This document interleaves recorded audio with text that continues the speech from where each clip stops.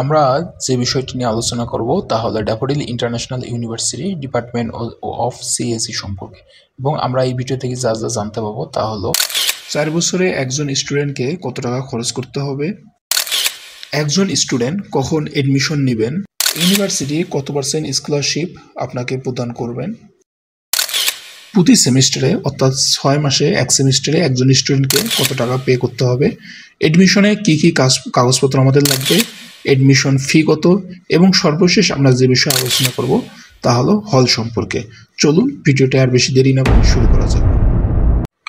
এখন আমরা আলোচনা করব daffodil international university department of CSE বিভিন্ন খরচ সম্পর্কে।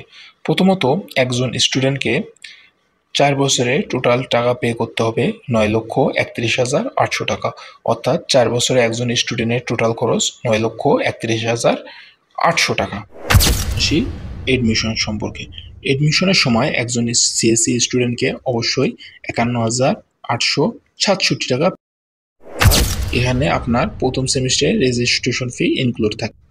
সিএসসি প্রোগ্রামটি 154 ক্রেডিট, অর্থাৎ আপনাকে 4 বছরে 154 ক্রেডিট কমপ্লিট করতে হবে। এখন আমরা আলোচনা করব ড্যাফোডিল ইন্টারন্যাশনাল ইউনিভার্সিটি একজন স্টুডেন্টকে বিভিন্ন ক্যাটাগরির ওয়েবার সম্পর্কে।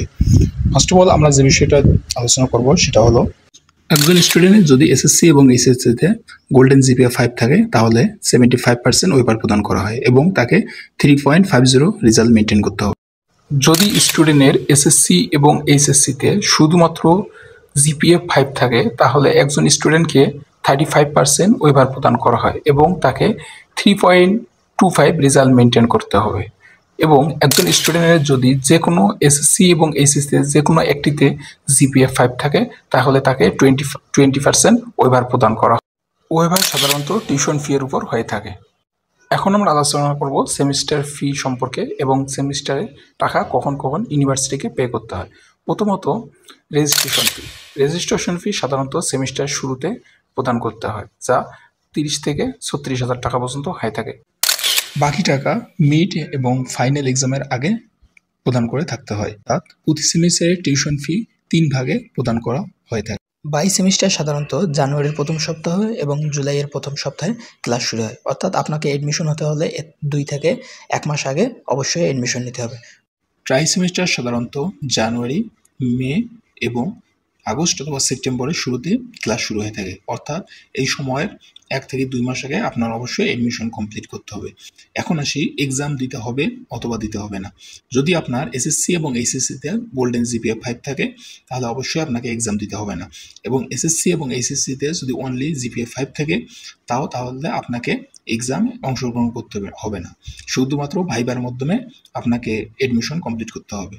এডমিশনের সময় একজন স্টুডেন্ট যেসব কাগজপত্র প্রয়োজন পড়ে তা হলো এসএসসি এবং এইচএসসির মেইন সার্টিফিকেট অথবা ফটোকপি এবং টেস্টিমোনিয়াল অবশ্যই রাখতে হবে। 5 কপি ছবি রাখতে হবে যা পাসপোর্ট সাইজ,